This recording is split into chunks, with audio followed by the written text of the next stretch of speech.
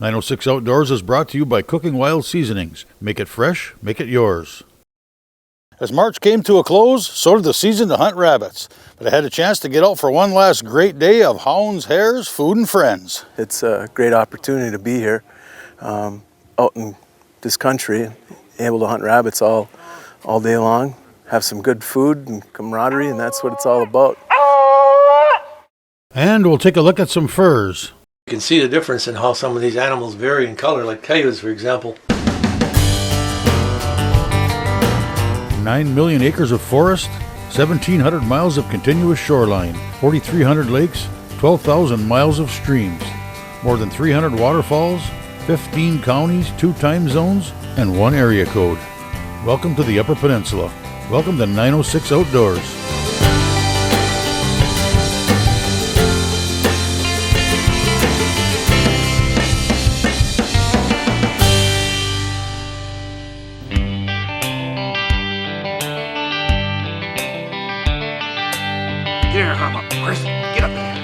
It's the last weekend in March, and a beautiful day for being in the outdoors.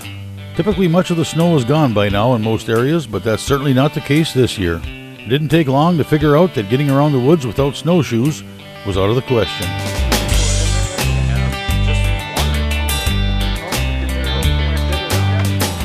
A few brave souls disappeared off into the pines, and in what I'm sure was an effort to be as efficient as possible, without any words being spoken, it was agreed it would be best if the rest of us stayed behind to cover the road. Kind of reminded me of my younger days making drives in deer season, except today it was actually dogs barking instead of one of my uncles. It's interesting the things that bring people together. I don't mean together like seeing your cousin once a year at the family reunion or meeting your wife's uncle at her sister's wedding. I mean hanging out together.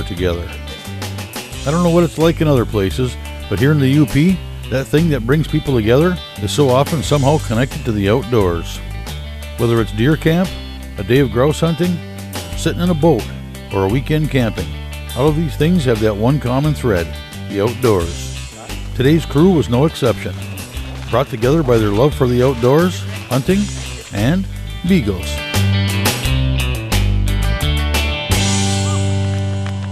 Randy Bro and I have been beagling buddies for a long time. We traveled across the country to Massachusetts in 2008. Yep. Randy brought back home the national champion that him and his girlfriend were partners in, Teresa West. So we've put some miles on chasing beagles and chasing bunnies. It was a lot of fun training dogs and stuff. Me and Tom started them together. We'd go down to the club and let rabbits go and let your dog go on it and stuff. And we start them in a puppy pen down there. And, you got to spend 4 hours running dogs down there, so the minimum, usually. To make them good. Yep. So it's a lot of time. Spend a lot of time running dogs. A lot of friendship.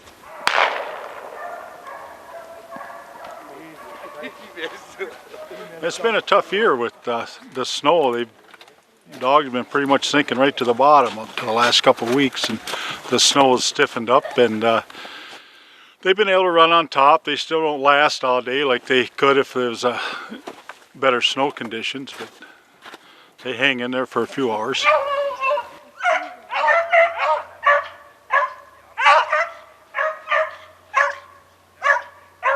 It's always an interesting day to come out, and always something exciting with the dogs happens. There's always a good time and a good laugh, and someone always has stories from the past, and that's what we enjoy about coming out here. 906 Outdoors is brought to you by Race Driven, your source for premier power sports products.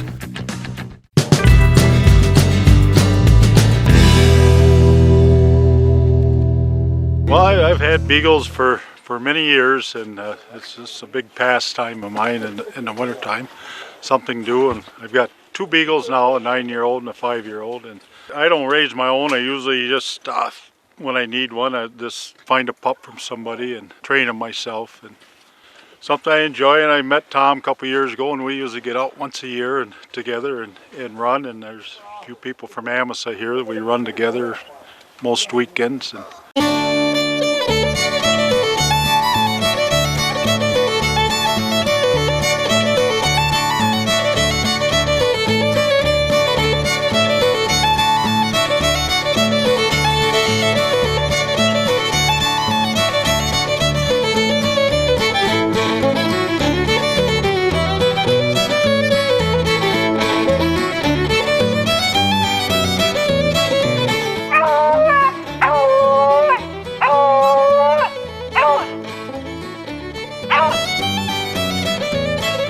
know, this is a beautiful day out here. We've got a little extra snow that we didn't really ask for, but he gave it to us. And it's deep out here, as some of the guys have already said.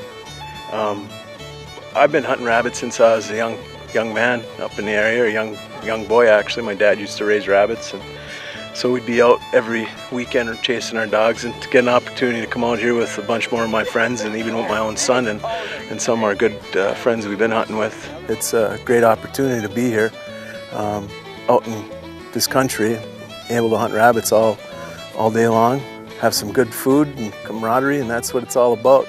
We always enjoy getting out every weekend and trying to do something and get away from the mundane days and people calling and texting, and it's nice to come out here and not have any of that going on. Just camaraderie, and have some young folks out here too with us is always good to bring on the tradition. I got my wish. I got a rabbit with my old gun. That's a big one. That's a big Amosar rabbit. Oh yeah. I'm hollering, I'm shooting, they're running. I said, what are you doing? Wait. The rabbits were paralleling the road. Okay. Cameron could see them. Well, then they were running the bank. Right here's his shot.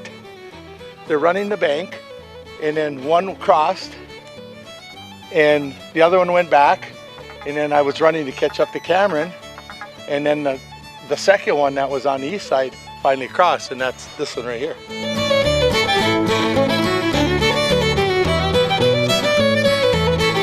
Last year I got rabbits that were just loaded with deer ticks, but this guy don't have any deer ticks.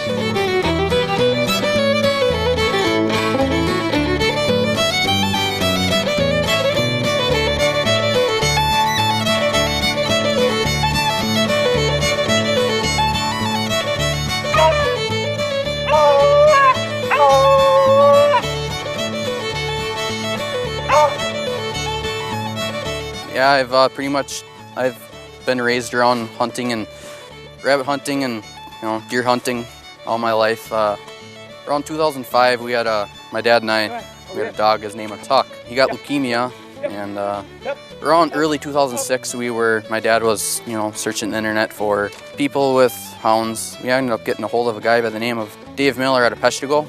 David said, "Hey, you guys, you're not members of the club or nothing, but why don't you guys come down and see what the trialing is all about, the field trials." So my dad and I went down there one year, 2006, and I got hooked right away. So it was a lot of fun. Met a lot of new people, a lot of good people.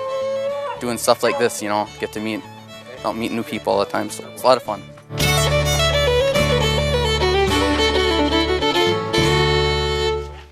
On days like this, you'll always hear words like tradition and friends, camaraderie and values. The characteristics that have grown through years of hunting or spending time in the outdoors. I'm sure if we each traced our own hunting traditions back far enough, back to where they began, at the beginning we'd find that someone simply took us hunting. I started hunting with my dad in 2005. My dad has been there with me hunting all the time. He always takes me on these cool, fun trips. We went to Wyoming last year, or the year before that. And I got a chance to shoot a mule deer, and that was really fun. And so Colorado this fall, we get to go back again and shoot an elk, hopefully. And my first year hunting, it was 2010, big game. I went out with my mom. We had a really fun time. It was one of the last days. It was snowing a lot, and a 5-pointer comes out, and I shoot it, and it was the best thing ever, and my grandpa was there and everything. And then after that, I just wanted to hunt more and more and more. So here I am today, hunting rabbits. Anything I can go and hunt, I try. It's very fun when you bring a bunch of friends and food, and you just hang out with everybody and talk, and hopefully get some rabbits while you're at it.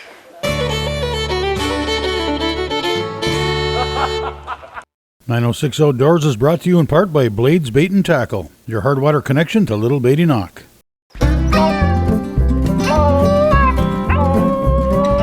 Hunting rabbits on a warm, sunny, late winter, early spring day? Can the day get any better? Turns out, yes.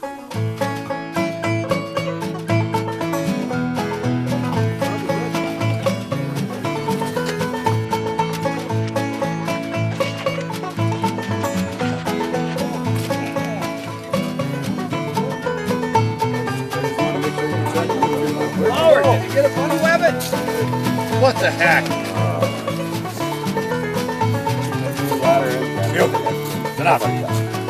Ladder, I know. Almost they ran him right to me. The chipmunk?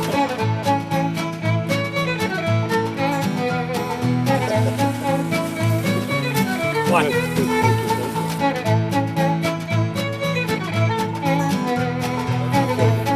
bear or cat. Tommy?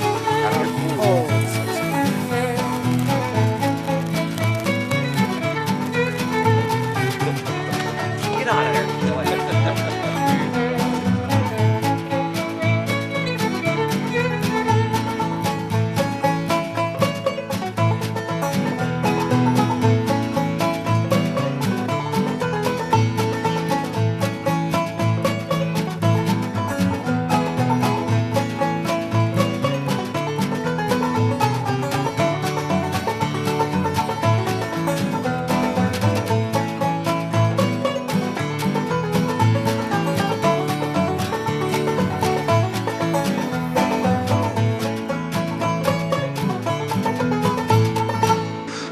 Pretty deep.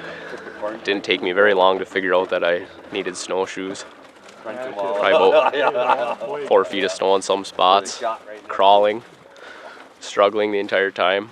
The rabbits were right on top of it though. You could see their tracks the whole way, so they're moving a lot faster than we were for sure.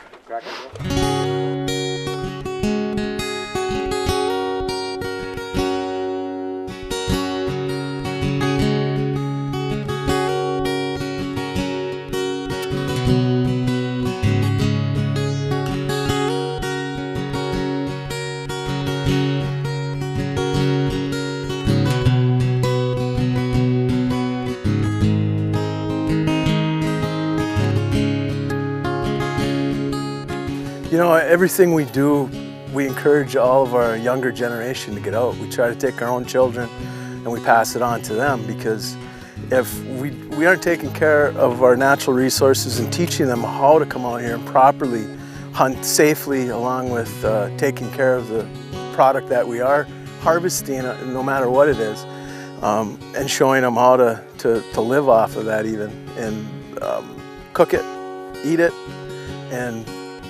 but if we don't, you know, who's going to bring on that tradition later on in life? So it's really important, I think, to get our kids in our generation and bring a kid hunting, but bringing them out and getting them away from the inside TVs and video games and computers in this world, and teaching them that there's other things that they can have a lot of fun at too.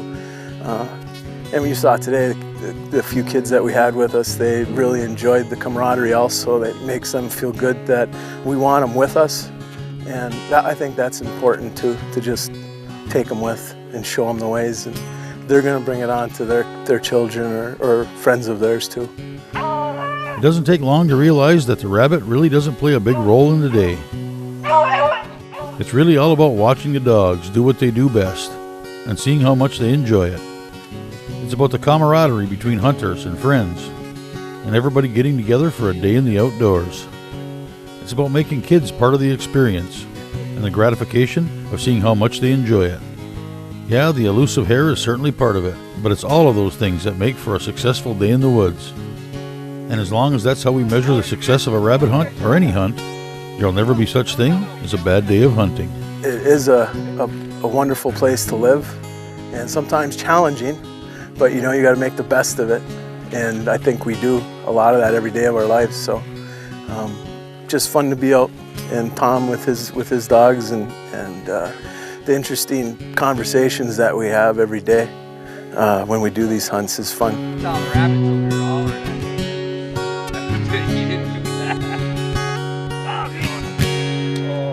Good hunt though. Good hunt. Lonely in the woods. Yeah. me and the dogs. Yeah. Today's show is brought to you in part by Rapid River Knife Works, home of Michigan's largest custom knife factory showroom. Most trapping happens in the fall and winter. Taking care of the furs can take place any time of the year. I stopped in for a visit with Bob Whitens, who had a variety of furs ready to head for the auction. Okay, here's a good example of what we usually do as trappers nowadays. Trapping season starts in October, late October, and we start trapping like muskrats and mink earlier, and then work our way into the coyotes and foxes. But rather than skin them out and dry them at the particular time, and most trappers do, and myself included, we skin them, roll the pelt up, and put them in the freezer, so that at the appropriate time, usually at the end of the season, we can take them all out at once and spend enough time on them where we can properly get them fleshed out and dried, stretched, and get them ready to ship to the fur auctions. Once you get them up here, you can see the difference in how some of these animals vary in color, like coyotes, for example. You know, you got some with the lighter colors, and you got some that have a little more of a darker tinge to them as you go along there. Actually, what the fur market is looking for is the light color bellies. This is more of a brown here, and you can really see it if you look on the back, so they're more of a darker animal. This particular one right here is a nice light, fairly light colored coyote. Where some of these, if I turn them around, you'll see they're a little bit darker and more brown color to them. You can see that there is quite a bit of variation in coloring. And you can catch them in the same area, and some are going to be light, some are going to be dark. Once we get them all dried up like this and get them ready to ship, then we bundle them up, and our Trappers Association has a regular pickup. We set them up to the auctions in Canada, and of course at that point they're graded. The buyers are there from all over. A little example of a nice little red fox here, kind of a cherry red here. When they're primed, they have a nice dense fur, and once they're at the auction house, most of these are probably going to end up going to China, and most of the fur dressing is done in China. Then from there they could go anywhere in Europe where they're made into garments. The garment trade basically uses a lot of the coyote fur for trim. A lot of the high-end jackets and coats that are made over in Italy and Germany and Austria, and a lot of people over there wear them. The ruff on the coyote and the white bellies, they use a lot of that for their trim around the jackets. Same with the fox, they'll use that for most of the trim. You don't see a lot of solid fur coats anymore. Mostly they're coats made of a composite fabric and fur. Bobcat, for example, with the spots, they'll get a number of them and try to take this to a certain area of it and match it up. And they'll use that for like a specialty jackets. Some of them are like a vest. It really makes some beautiful garments out of them. It's more spotted, wide bellies, that's what they're looking for. And of course, these are the mink pelts. Mink are, they're stable of the fur trade for many years. Many wild mink are taken. Real fine, dark fur in here. Most of these right now, the fur prices are so low that a lot of trappers are doing what I'm going to do with some of these. That's just send them in and have them tanned. Get a few of these tanned up so I can keep them for either part of our trappers group. We like to have a fur kit that we use when we go to shows. This guy here is kind of unique. I kind of kept him separate because this is a raccoon that what we call a blonde coon. And notice he's got almost that reddish tint to their fur. Kind of unique. Sometimes you get them that they're almost white. They almost look like an albino, but it's just a color phase they have. And we call them blondes. There's a bunch of muskrats. You can see how we put them up the same way. They're all put on a frame so they have the uniform shape. And the bigger ones, of course, will be longer. The muskrat fur is nice dense fur, again used a lot for trimming. At one time you'd see shorty jackets made out of all solid muskrat fur, but nowadays they're dyeing them, they're shearing them, and they're making them look like all different kind of furs, but they have a lot of use. And there's so many of them on the market that they can use a lot of it for different purposes. This little guy's a little different here. You can look at him. This is a gray fox. You notice how they're a little different in the red. They got the gray back, the little short ears, a little stubby nose, the gray silver back on them. But then you look at the belly, they have the more of the reddish tint. We have a few of those around. You can see the difference between that and the red. The red fox has got the nice red color to it. And the gray is a little bit more of a shorter fur, not as fluffy. Gray fox are a little unique animal that we have because even though they inhabit much of the same area as the reds, they can climb a tree. A lot of people see them climbing up apple trees and eating apples in the fall. So they're kind of unique little animal. The old stable of the fur trade as we know it here in the UP is the beaver fur. And this particular guy here is a big one. This one was taken here probably a year or so ago, and once they're taken up and skinned, we put them on a board, stretch them out around, scrape all the fat off. You notice he's dry and clean here. Can't have any fat on him. And then once they're ready to go, we pack them up and get them to the auction. And they're graded by size. Beaver is measured from this way and added together. And the maximum, or the blanket size we call a blanket beavers, would be a 65-inch or more. And then every 5-inch increment down goes to an extra large or large and down to medium. This guy here happens to measure almost 70 inches. So he's real close to what we call a super blanket. So this is a big old beaver here. The unique thing about the beaver is that they'll just keep getting bigger as they get older. They keep growing. They're one of the few animals that don't reach a maximum size. They're going to grow and grow. First thing they'll do with these beaver furs is they'll shear them. Almost all of them are sheared. See, the beaver has a long, what they call a guard here on the outside. And you can see that long guard here that's exposed right here. But then underneath there, they have that short, dense fur in here. And they like to use that soft underfur for most of the garment use. So they'll shear them down, and that uses a lot in trimming. All different garments are trimmed with beaver fur. Originally, the reason that everybody trapped beaver across North America back in the 1600s, they used to take all the hair off them and grind it up and make a felt out of it. They packed that felt and they made felt hats. So that's what really got the fur trade going over here in this country. Everybody wanted the beaver fur because it made such a wonderful felt that it was just a top quality hat. So that's where most of the beaver went back in the 1700s across the water. There's so many more uses for it. You don't see too many people wearing top hats anymore.